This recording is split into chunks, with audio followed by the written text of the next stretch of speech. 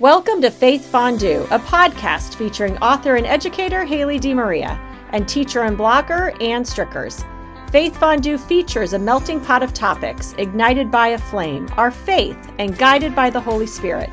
This is the second episode of Season 5, and Ann, we are so excited to add this new component to our podcast.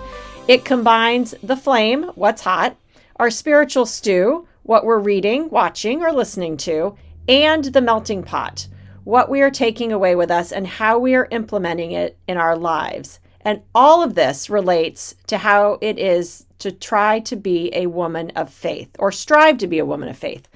So Ann, like that word. In the flame, our spiritual stew and melting pot, what is hot this week? What are we reading? We have chosen the book Pray Like a Champion today by Father Nate Wills. And I love this book. So where do we start? How did you hear about it? Amen to all that, Haley. Loved it. I found out about it. So I'm a regular follower of Father Nate on social media. He, on Facebook, for example, he's had some funny sketches just as the Notre Dame Football chaplain. But to be quite honest, my favorite contribution is his podcast. And for those who don't know, it's called Pod Quad. And they said, life at Notre Dame involves the quads. And it's he and Father Pete McCormick, who works in campus ministry, is also the men's basketball chaplain. They interview different leaders on campus, some people who are working on campus. And so in that sense, I don't know if you're outside of Notre Dame, I don't know, as an alumna, and someone who's really interested in the life of Notre Dame University today, it's truly it fills my cup. It energizes me. So, I don't know that he mentioned the book on the the pod quad, but I will wait for that. But I saw it on social media because he said, hey, this book is published by Ave Maria Press. The first 25 people who respond will get a free copy. And were you one of them? Right away. Oh, okay. No, I don't know why. I don't know why. And of course I ordered it, and I ordered it from my Uncle Jay, who, when I saw you, Haley, we talked about this last episode, in September, I went with my Uncle Jay, my Aunt Wendy, my cousin Jody, her husband, and their 4 children. We went that weekend. It was just so wonderful to share Notre Dame with all of them. But I bought the book in the bookstore, and I gave one to my Uncle Jay, and I read one for myself. So no free copy for us, but loved purchasing it. How about you? How did you hear about it? So I first heard about it from Father Nate himself. So as you mentioned, Father Nate is the football chaplain at Notre Dame. And so he's on the sidelines. You can see him. He's with the team. He travels with the team. After every game, he goes back to the locker room with the team. You'll see that on social media. But then he comes and he says Mass in the Joyce Center. So up in Heritage Hall, he comes to our Monogram Club Masses. So the Monogram Club is all former student athletes, managers, trainers at Notre Dame. We have a Mass for our members, and Father Nate comes and always says our Mass, at least over the past couple of years, has been the officiant of our Monogram Club Masses. And I love it. Going to Mass after a football game for me is the best and only way to close out the day. Whether we win, whether we lose, it just puts everything in perspective. And we've had some tough losses, and there's usually a little bit of a bigger crowd when we win, and a little bit, which is surprising. You'd think that people might want to go celebrate in a different way, but it grounds us, and it reminds us of what's truly important. And while football is very important, it is nowhere near the most important things in our lives. And so I love post-game Mass. So Father Nate is there, and he shared very humbly, because he is very humble, that he had been recommended to write this book. And I think While his podcast, I have not, I've only heard one episode of it. While I would agree, it would be geared more towards people who are affiliated with Notre Dame or have an interest in Notre Dame, I don't feel like that's what this book is. It certainly gives you an insight into the Notre Dame football program because, of course, that's what Father Nate is most familiar with.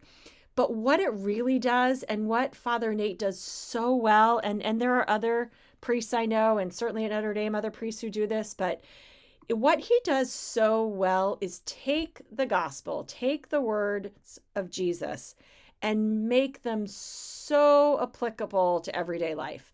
And he tells the story, even really of his own life, and how the gospel is just working in every way that every step we take every day. And so I love just the practicalness of bringing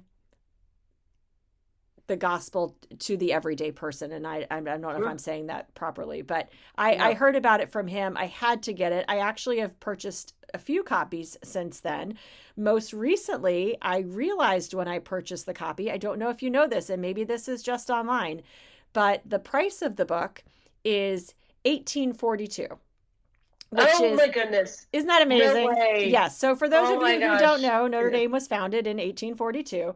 And I love that. And I thought, of course, that's how much this book costs. You couldn't charge anything different. Yeah. So if you Wow. want to buy the book, it is on Amazon. It is on, you can go to Ave Maria Press and purchase it there. It will be $8.42.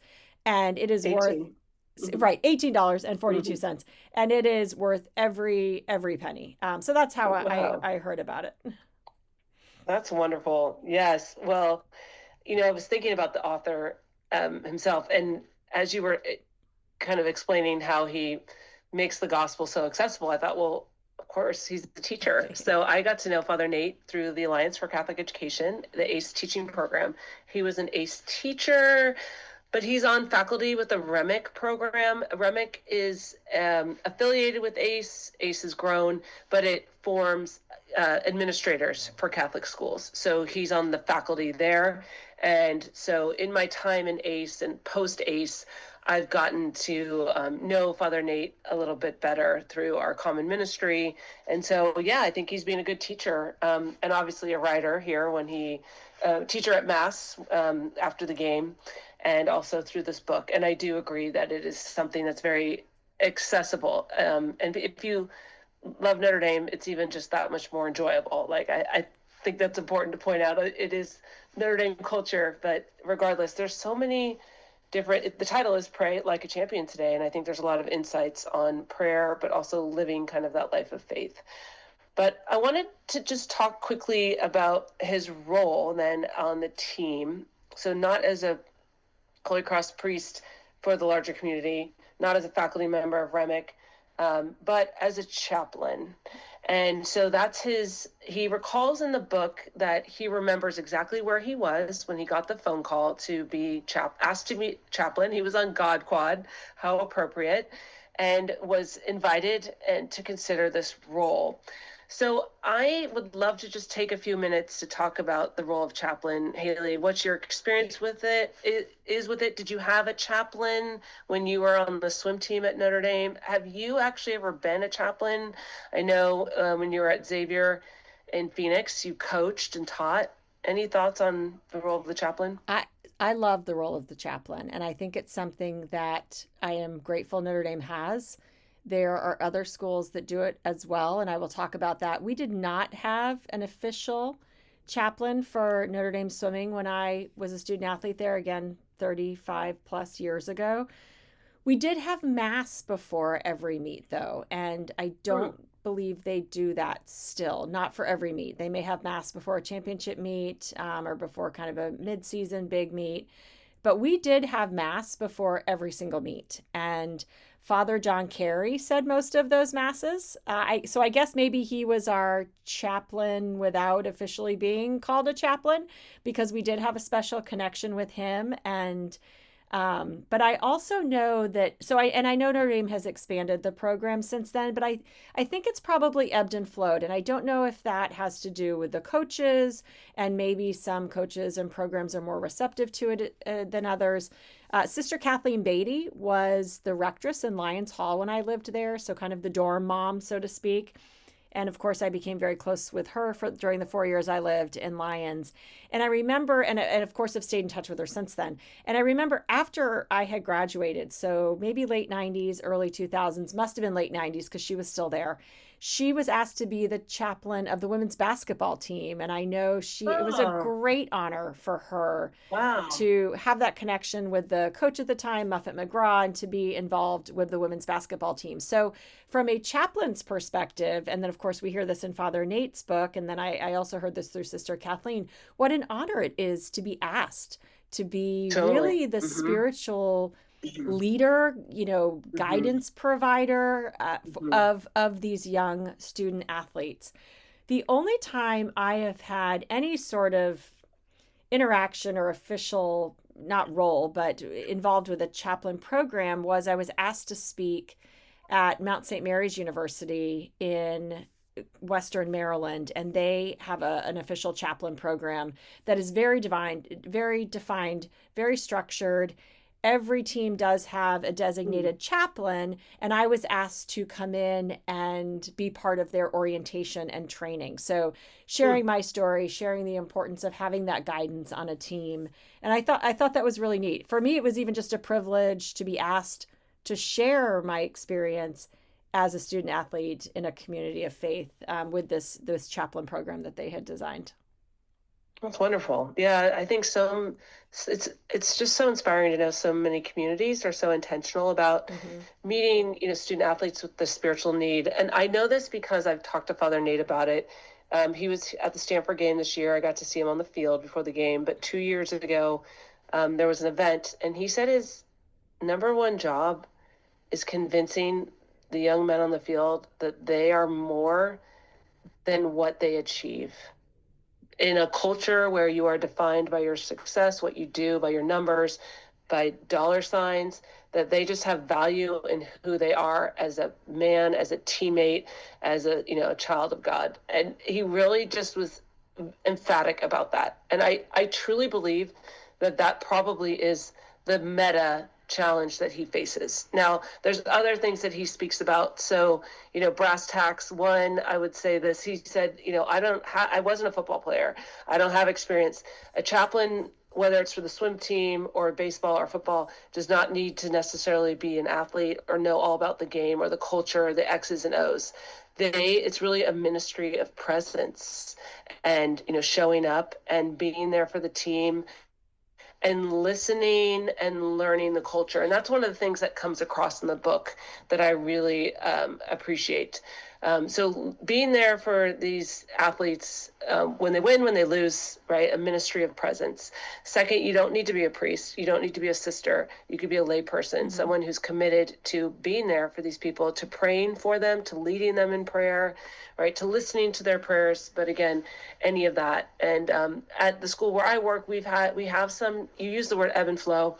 I would say that characterizes our chaplain program. There are some schools, I know Ignatius in Cleveland, Drew Valinsky, shout out to you, has worked so tirelessly for the development of chaplain programs in secondary schools and ways that people can serve. So if that's of interest to people, there are resources out there. There are ways to be a chaplain, but to know the sport inside out is not a requirement. And Father Nate makes that very clear in the beginning. Right. Well, and we talk about that. We've both mentioned the ebb and flow of being a chaplain, and I do think it is incumbent on the coach, who is the leader of the program, to welcome that guidance and that spiritual component to the program.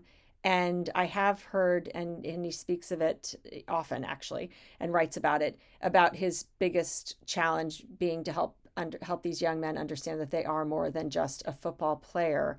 And I would imagine that that's why it resonates so much with Coach Marcus Freeman, because he treats them like they are so much more than just football players. He truly believes that it is his calling and role as a coach to not just help them be the best player they can be, but to be the best man and person they can be. And I would imagine that's a perfect match to have Coach Freeman as their coach, guiding them on the field and in life, partnering with Father Nate, who very different personality than Coach True. Freeman, Right. but very similar values and wanting the same goals for these young men. I agree. Like I think about Father Nate in this time, and he's I don't want to say he's a campus celebrity, but people know who he is, and he's also like distinct. He's very tall. He's probably what, 6'3", blonde, fit, young. So he stands out. But the Freeman era is it's a new time for Notre Dame. And, I went back just to get Coach Freeman's start date, December 3rd, 2021. Haley, you and I were at his first game as the head coach. That was the Fiesta Bowl. Saw you at halftime. I remember that in that kind of quasi-COVID year. Yes. But even in this time, Coach Freeman has become a Catholic. And he's, people found out about that. His wife, Joanna, was Catholic. They have, 6 children.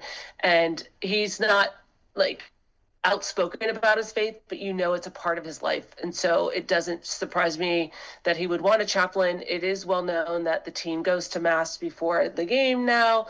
Coach Kelly had moved that to the Friday. It's not that he eliminated it, but it was at a different time. But the player walk is such a huge, important tradition to see that these young men go into this holy place, the sacred ground, and whether or not they're Catholic, it offers them, sacred time to just ground themselves in something. If we're to believe we're more than just being a football player, you have to back that up. So I think by creating the time and the commitment to Mass, and in this case for prayer and reflection, can help them kind of bridge that gap. So the Freeman era has been a good one in many ways, but this synergy for just what Father Nate does is not surprising. No. And there was a joke, when Mike Tomlin, the head coach of the Pittsburgh Steelers, stepped down. There was rumors about Marcus Freeman, and one of my colleagues said, well, he became Catholic, for crying out loud. He's not going to leave Notre Dame right now. And I just thought that was so funny that that would be his reason for staying. Right. But hey, take it. I'll take it. Right. Yes. And we are in the Freeman era, and it does feel differently on campus, and it does feel like a different Notre Dame program, and it's exciting. And I think what is exciting about it, and I think why everyone wants him to do well. Do we want to win a national championship? Yes. Everybody wants to win a national championship. I want to win a national championship because I want to honor who Coach Freeman is and what he's done for Notre Dame football. I want it for the players because they are doing things the right way. And a lot of that has to do with treating these young men as more than football players, and because they are, and they have so much to offer this world. And I want them to be successful in a way that is successful in the way they define success. I think they're successful just by being, student athletes at Notre Dame. That is a massively successful person who gets to that point in their lives. But I know they define success differently, and so I want that for them. But I do think it takes all kinds of leaders to bring that together. And I know Coach Freeman and Father Nate, while Father Nate might not see himself on par with Coach Freeman, boy, they are right there in guiding these young men. Yes, right. Well, that being said, one of the chapters is called "He's Our Guy," and it's about this idea of authorization.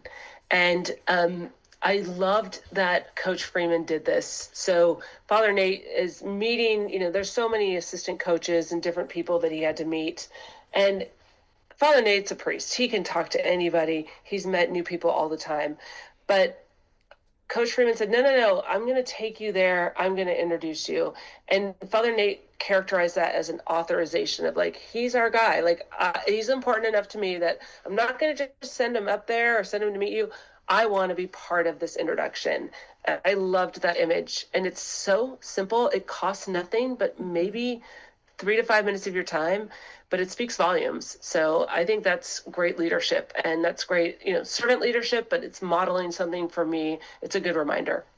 So I agree. that's one of the chapters. He's our guy. But there are other There's chapters, so and many I great want to know. chapters. And the first chapter is it's called You're With Us.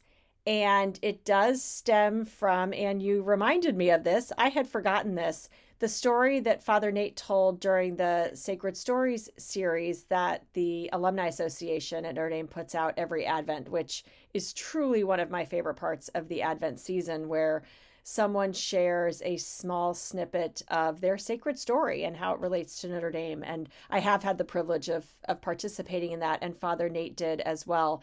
And I believe, Anne, I might have to go back and double check this, because when I first heard the You're With Us story, it was he told it at Mass, and he Oh, was okay. sharing it because he had recorded it and offered it as part of the Sacred Story series. And when someone heard that, I believe that was the genesis for the book. I have to go double check that, but Oh, I believe it okay. was hearing that story, Huh. probably in a broader perspective than maybe somebody who hadn't heard him speak before, mentioned that what a great book that would be to share these types of stories. So I think that was the genesis for the book. I don't know that. What I love about the You're With Us story is it's so applicable to every single person. And the quick synopsis of it is, and on it, we don't want to give too much away because I really want people to read this book, but he talks about how when the team walks from um, they were walking around. From the mass. Right. It's a player They're walk. doing the players Yeah. walk. And so they're walking towards the stadium. And they get to the reflecting pool where this it's right outside of the Hesburgh Library. But basically the defense goes one way and the offense goes the other way. And Right. Father Nate's walking up and he talks about on this walk having this imposter syndrome. And look who I'm with. I'm with these coaches and these players, and they're all so talented. And I'm, this goofy priest. I believe those were his words. Maybe not exactly, but same kind of the same idea. And he didn't feel like he was worthy to be walking with them.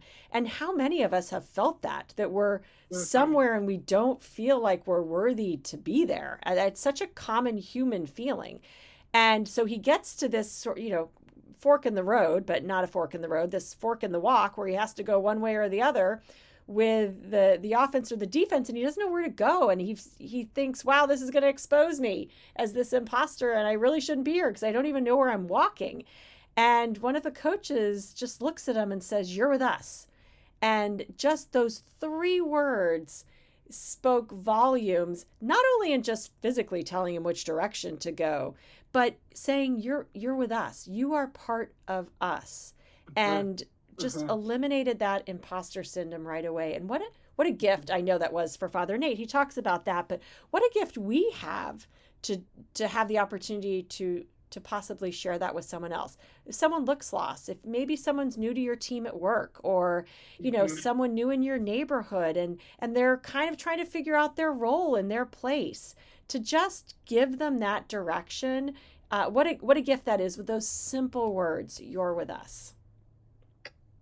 And again, it costs nothing, Costs but nothing. it just requires a little bit of attention and awareness. And I love that Father Nate concludes the chapter full circle by talking about the incarnation. God is with us. God, Emmanuel means God with us. Mm-hmm. And right, we're not alone. Like, you're with us. And that is such a beautiful meditation, that God is with us, you're with us, inclusivity, right? And it is quite an image to think of when you watch the video. And I don't want to, well, one of the ideas in this book is that there's these, I called it an Easter egg, Haley, but at the end of every chapter is a box with a reflection question. So several times there's, a piece just to take. And at the end of You're With Us, it says, today, pray for those who are lonely and feel like outsiders, that God might move us, his family, to open our arms to them as a sign of his special care for those who are lost. So what a great prayer and connection to that image. But in some chapters, there's a QR code, and you can actually watch a video, and it relates to an idea from that chapter. So if I was Ave Maria Press, I think they should include that sacred story, because you really get a feel for the walk and that image. Not that you need it, but it only they've done that really well throughout other times. So those are the Easter eggs. Check for those at the end of every chapter. But yes, the book begins with "You're with us," so it makes sense that that would be the genesis for this book, and he did it. I So agree. I agree. And there's other great chapters. One of them is called Choose Hard. For those of you who have followed Notre Dame football, that's the theme that has been the theme for not only the year, but I feel like for the team. And yeah, it resonates in so many ways. They often talk about Notre Dame. Coming to Notre Dame, you are choosing hard. You are choosing to go to class. You are choosing to get an education. You are choosing to be held to a high standard, and not only educationally but athletically, emotionally, socially. They are choosing hard, and I appreciate that is not something that is a surprise when the student athletes get to Notre Dame. That is something that they are aware of as they're making the decision. The other chapter that I really love, because it's kind of a favorite of mine that is done, and some people know about this, but and if you follow Father Nate on Instagram or social media, and he is a great follow, you would know this. But there's a chapter called Our Lady Queen of Victory, and for most people who have gone to Catholic school, and you've played on a sports team, you maybe say a Hail Mary. This is what we did, at least at Xavier and at Notre Dame as well. But I remember being at Xavier as a swimmer in high school, again, not Catholic. And we would always say Hail Mary before, the Hail Mary before a meet. And then someone would say Our Lady Queen of Victory, and we would all say, pray for us. So that was part of the vernacular of our team. And again, not because I was Catholic, but because I was at Catholic school and I was aware of it. But there is a chapter called Our Lady Queen of Victory, and it talks about the precious medals that Father Nate shares with the team before every game. And it is a practice that he does very intentionally. He looks at the feast days or the memorial days. We talked about that in our last episode, and I did look it up for those of you who listened to our last episode. It is minor priests and lesser priests, minor saints, and either well, they called them lesser or local. And I thought that was an interesting distinction. So more local saints, and that is true. There are saints, and take the Virgin Mary. She has many names, and that are local to where she is, or where the apparitions were, or where she, local to certain areas. And so I love the idea that Father Nate so intentionally chooses a medal that he shares with the team and tells them the story, and makes sure. And he often talks about Coach Freeman's wife being very superstitious about what medal is chosen, what saint has more wins, what saint has more losses, not choosing them again. Again, that's the human side of us. Yeah. That's us bringing the humanity to it. But I love the image, and he always shares it on social media, of choosing a player to show the medal that he's given to each team. Each football player has their own kind of the way they embrace it. And maybe some put it in their shoe, maybe some put it in their glove, maybe some pin it inside their jersey. And I love that idea too, that here is this universal offering that Father Nate shares with the players. And again, many of them are not Catholic, and giving holy medals is a very Catholic thing. And they can then do what they want with it. And that's the beautiful part of our faith, is we hear the word of God, we receive what we receive, whether it's the Eucharist or listening to the gospel, and then it's up to us to decide what we want to do with it. And he speaks to this so eloquently, and in such a real human way that makes sense to us lay people, in the chapter Our Lady Queen of Victory. Yeah. Well, that is one of the chapters that has that Easter egg, Haley, and it's a video. So it's from Father Nate's Instagram post, and it shows Our Lady of the Rosary is the Holy Medal. An amazing catch by Braden Lindsay, and the stained glass window that depict the Battle of Lepanto in the Basilica of the Sacred Heart. So wow, this man has combined a historical event, right, that the church recognizes, and some, how these people responded in their dedication and their love for Our Lady, right? And then he brings it to these young people. And I don't know, like, I'm just impressed his willingness to kind of share. I think when you share something that might seem, I don't know, like outdated or maybe unrelatable, but he's continually relating it and making this and just giving the opportunity for somebody to respond. And like you said, do with it what they will, but everybody responds differently. There's some that really that resonate with their own life experience, some of the saints, some of their stories, and others it's just part of the tradition or the ritual. And I think there's so much value in that. So yeah, that chapter, Our Lady Queen of Victory, is one that folks can check out both visually online in the book. And let's see if there's a prayer. There is a prayer at the end of that. Today, pray for first responders, for people who serve in our armed forces, as well as their families, that God might keep them safe from harm. And that resonates with the story that he tells in that chapter. So a wonderful image and choice.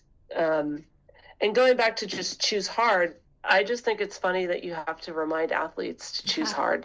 I think, a football player, all they know is hard. Mm-hmm. But that's where Father Nate makes it very relatable, because he talks about, of course, like anybody can shortcut or do something the easier way. And he says something like just sending a text sometimes instead of calling someone.